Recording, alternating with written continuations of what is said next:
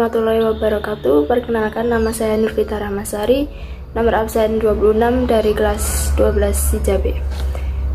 Di sini saya akan menjelaskan bagaimana cara mengkonfigurasi DHCP wireless router menggunakan Cisco Packet Tracer. Sebelumnya, konfigurasi DHCP wireless router adalah mata pelajaran IaaS atau Infrastructure as a Service pada kelas 12 ini. Namun konfigurasi di sini bukanlah langsung menggunakan benda fisiknya, melainkan hanyalah sebuah simulasi menggunakan aplikasi yaitu Cisco Packet Tracer. Simulasi ini sangat mirip dengan praktek langsung, cuma dengan adanya Cisco Packet Tracer ini dapat menghemat biaya untuk pembelian alat. Ya lumayan kan, bisa buat menghemat biaya sekolah, buat meringankan beban orang tua juga. Di sini saya sangat berterima kasih sekali kepada Cisco. Dengan paket tracer ini saya dapat belajar tanpa harus membeli perangkat hardware-nya langsung.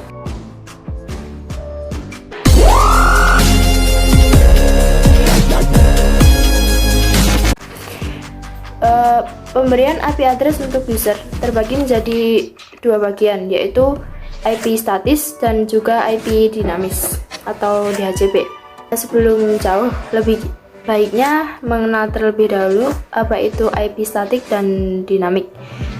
Pada dasarnya DHCP merupakan perangkat dari yang ada di komputer yang memiliki kemampuan dalam mendistribusikan alamat IP ke seluruh DHCP dari pelanggan mereka. Selain IP, DHCP juga bisa mendistribusikan parameter yang lainnya.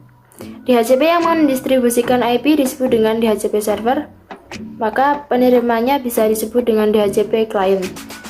Perangkat Cisco mendukung juga layanan DHCP server, dan hal ini tentunya sangat bermanfaat apabila suatu jaringan komputer memiliki host atau klien yang sangat banyak. Sebab kita tidak perlu mengkonfigurasi satu persatu IP dari host, seperti yang dilakukan pada mode statik.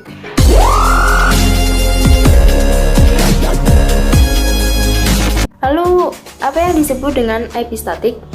IP statik adalah IP yang telah ditetapkan secara manual dan tidak berubah-ubah. IP statik ini biasa digunakan pada jaringan lokal, yang mana setiap klien diberi IP address satu persatu.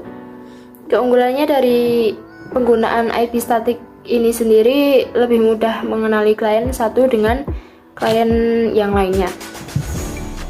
Namun, IP statik ini juga mempunyai kelemahan, yaitu apabila klien atau komputer yang ingin memberikan IP address, maka akan menuliskannya secara manual atau satu persatu dan akan memakan waktu yang lumayan lama. Bayangkan apabila ada jaringan yang ingin menghubungkan lebih dari 100 komputer, pasti kebayangkan ribetnya.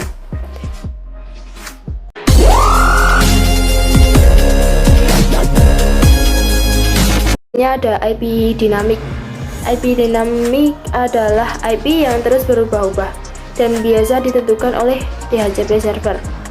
Keunggulan dari IP dinamik ini adalah tidak perlu repot-repot untuk men-setting IP karena telah diberikan secara otomatis oleh DHCP, sehingga lebih hemat waktu dan tenaga, dan juga efisien karena tidak akan terjadi tabrakan karena ada IP address yang sama.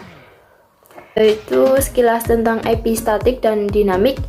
Kembali ke topik awal, yaitu konfigurasi DHCP di wireless router menggunakan Cisco Packet Tracer. Untuk langkah-langkahnya, mari kita ikuti tutorial berikut.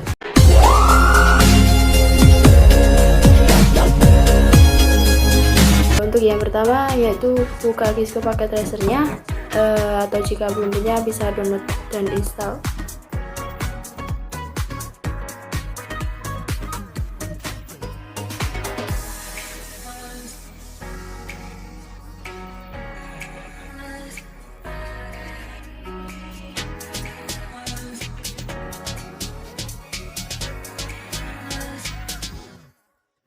Yang kedua, setelah dijalankan, tambahkan satu wireless router. Tambahkan dulu wireless routernya.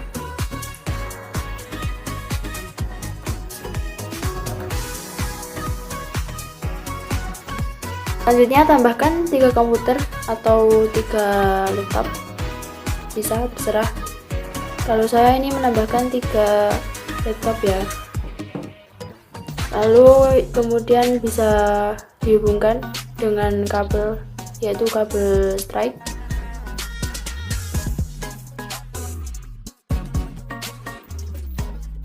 Gunakan fast Ethernet 1, lalu Ethernet pertama pada routernya.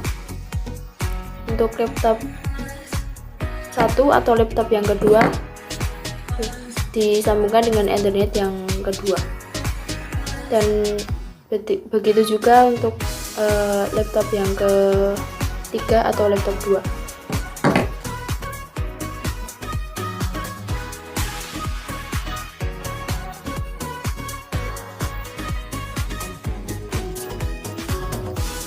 Klik sekali pada routernya dan pada tab config, dan pilih LAN dan lihat IP address routernya.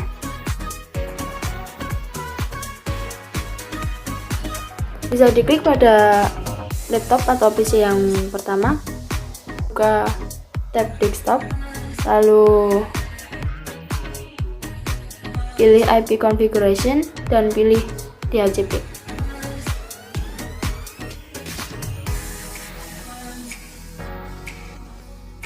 Selanjutnya kita pergi ke web browser.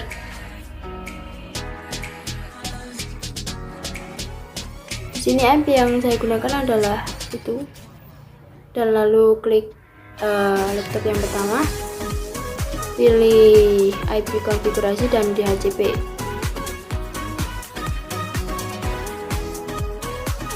Yang selanjutnya kita pergi ke web browser dan ketikkan alamat IP yang tadi, IP routernya. Tadi saya menggunakan 192.168.0.1, lalu di enter. Masukkan username-nya dengan admin, begitu juga dengan passwordnya, diisi admin juga, huruf kecil semua ya, lalu di enter dan keluar seperti itu. Di sini saya mengganti IP address-nya dengan 192.168.261. Lalu scroll ke bawah dan pilih save setting.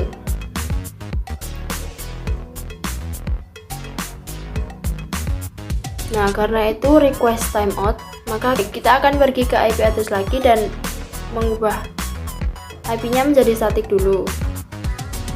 Setelah itu kita ubah lagi ke DHCP, maka itu akan berganti IP-nya. Dan karena tadi error, maka kita pergi lagi ke web browser dan kita ketikkan IP address yang baru saja kita ganti tadi. Masukkan lagi admin, passwordnya admin juga, enter.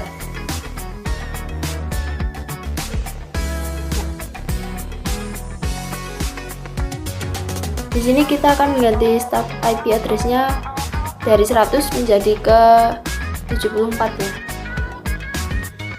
Jangan lupa lagi scroll ke bawah dan save settings.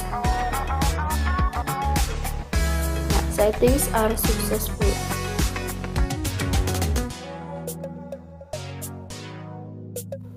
Nah, di sini kita ubah lagi ke DHCP dan itu munculnya dari IP start yang tadi, yang 74. Lakukan konfigurasi tadi ke laptop yang kedua dan ketiga.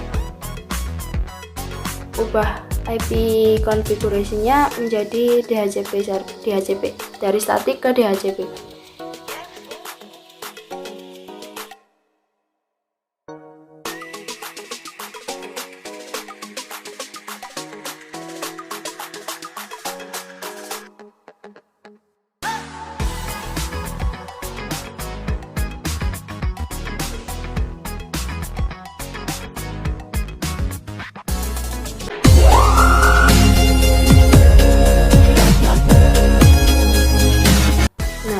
waktunya untuk menguji jaringan yang mudah dibuat. Kita ke salah satu laptopnya dan pergi ke tab desktop, lalu command prompt dan ping salah satu laptop di salah satu IP yang tadi dibuat. Di sini saya ping 192.168.26 dan .74. Ini laptop yang pertama ya, dan itu berhasil. Lalu kita ping laptop yang kedua, yaitu ping 192.168.26.25 dan itu juga berhasil. Dan kita coba lagi ngeping ke laptop yang ketiga, IP-nya 192.168.26.76 dan itu juga berhasil. Berarti konfigurasi pada kali ini telah berhasil. Dan ini IP yang pertama, laptop pertama. Lalu IP laptop yang kedua .75 dan ini IP yang ketiga .76.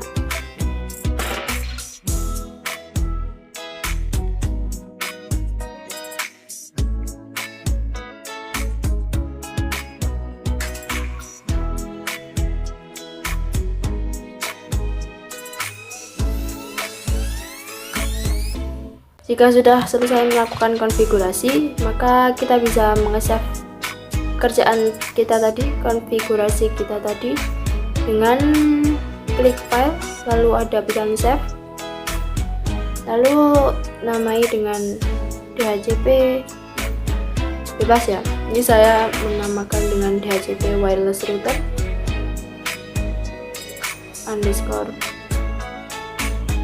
26 absen saya, itu lagi 12B atau kelas 12 IJB, lalu save. Selesai. Selamat mencoba dan usahakan ikuti step by stepnya ya.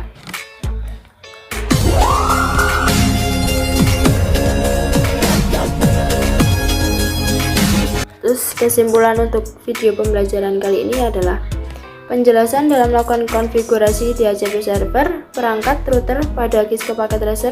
Walaupun ini hanya simulasi, tapi apabila konfigurasinya ditetapkan pada perangkat router Cisco sesungguhnya, layanan DHCP server akan tetap bekerja.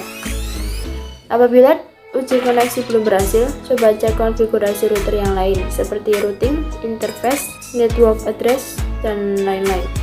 Semoga bermanfaat dan memberi sedikit pencerahan buat semuanya. Sekian video pembelajaran dari saya, kurang dan lebihnya mohon maaf. Terima kasih yang sudah mampir ke channel YouTube ini. Semoga channel ini semakin berkembang ke depannya. Wassalamualaikum warahmatullahi wabarakatuh.